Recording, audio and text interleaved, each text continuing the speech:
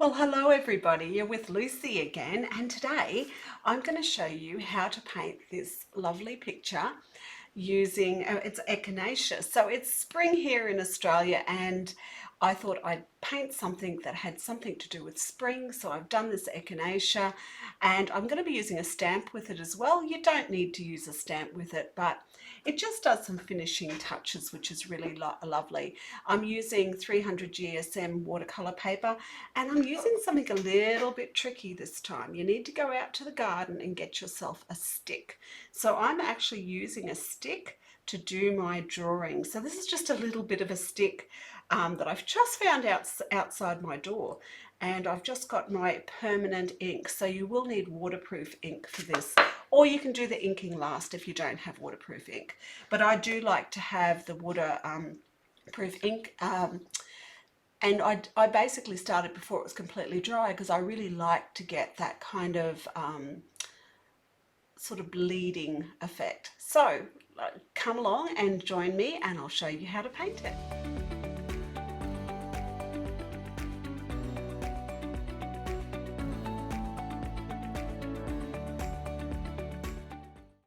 So the colours I've used today are marked here above, so make sure you have a look before you start.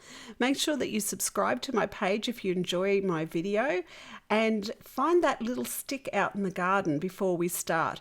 I've used 300 GSM Montmartre premium cotton paper.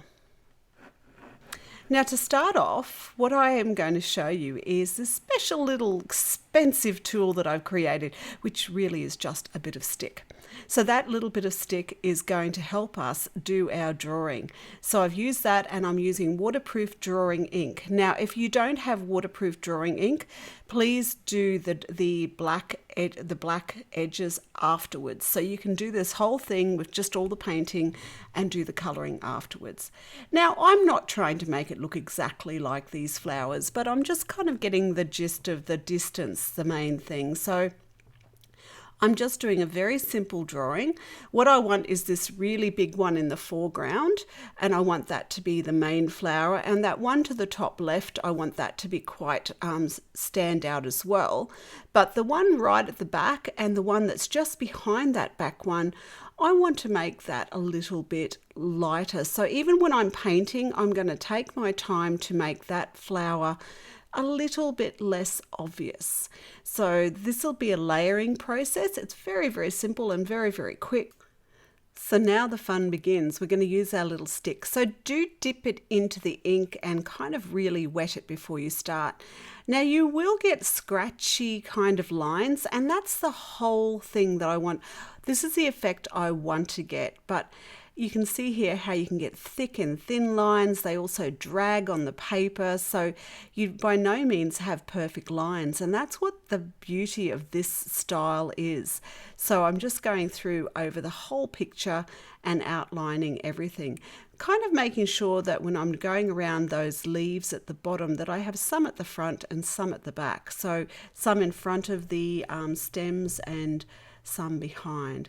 And you know, you can very easily put texture. Now this is a great technique if you want to do things like little houses or cottages and you want them to have kind of that rustic kind of rural look, but it is most definitely quite freeing and quite fun. So you can imagine you could be out in situ somewhere and just grab your piece of stick and start drawing.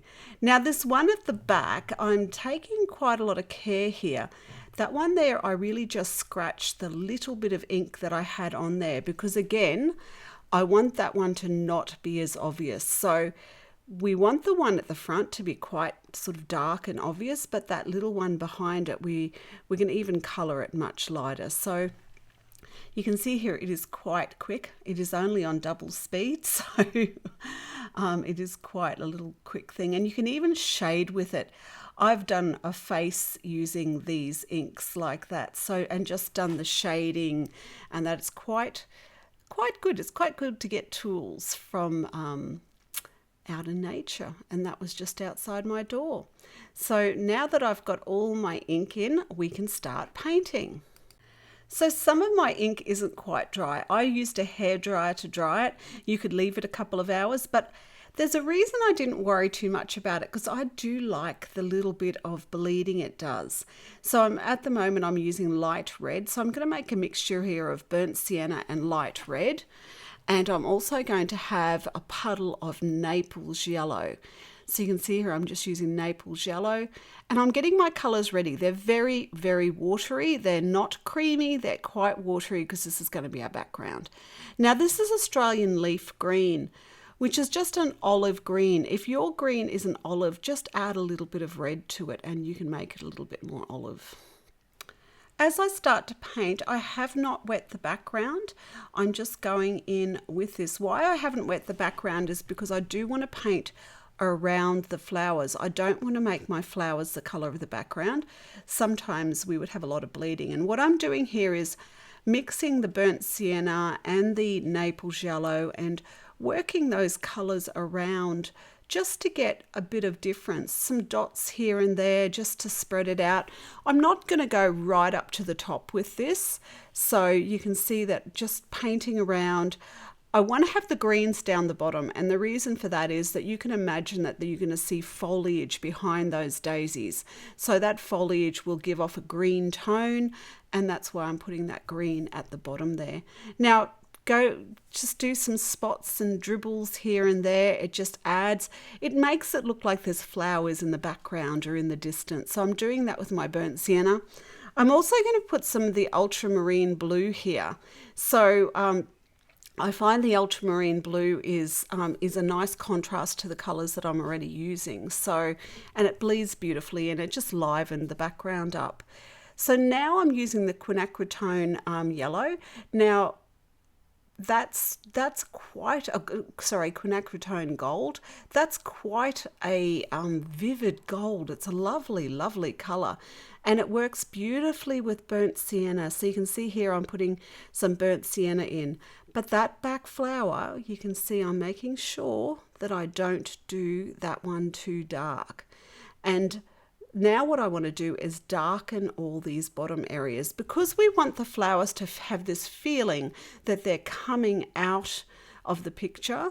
If we start to darken the background, that will help us do that. So just using the dark green, putting some shadows on the stems of the flowers, and you know, just these little bulby bits I'm making quite dark. So there's not really any realism here. It's just a playing with colour and moving colour around.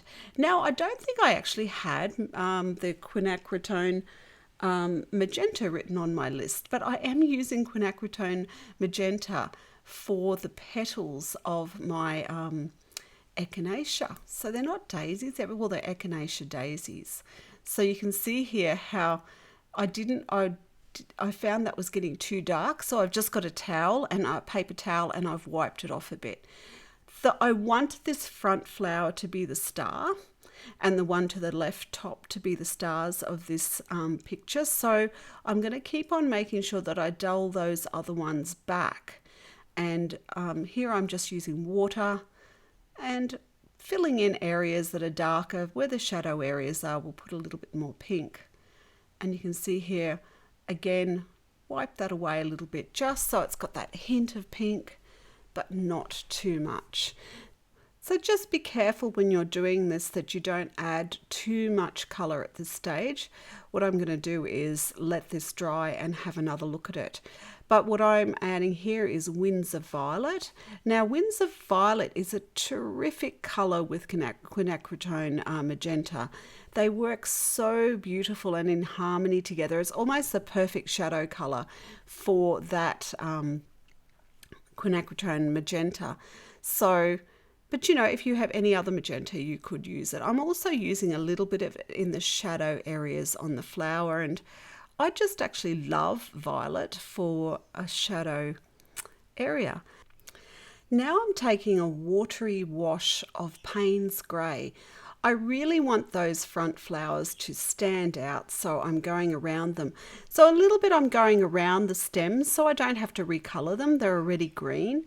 So I'm taking this Payne's Grey and I'm kind of popping it in a little uneven. I don't want it to be really solid or even, so very much drop it in. I did not wet any of the paper before this. I just used a very thin wash of it and I'm dropping it in. I'm just very wary of this picture that I didn't want to have too much wetness going around because the green and the pinks are not going to work great together if I leave them like that. So just go through and put it in. You can see all that slight bit of ultramarine blue has bled into the background paper. I like that loose edge at the top. And I'm now adding a little bit of yellow it's actually the Naples yellow, to the petals just to brighten them a little bit. So just a tiny bit, don't go over the top, and just checking all the little areas to see if I've got a bit of brightness. Brightness will always bring the picture forward, so that helps. Now I'm doing some more splattering. I've just covered up my flowers a little bit so I don't splatter them too much. Do have a little bit too much there, but I'm just putting some splatters here and there where I have them loose, but obviously I don't want too much of a mess. So this is going really well. Now I'm just going to dry it off.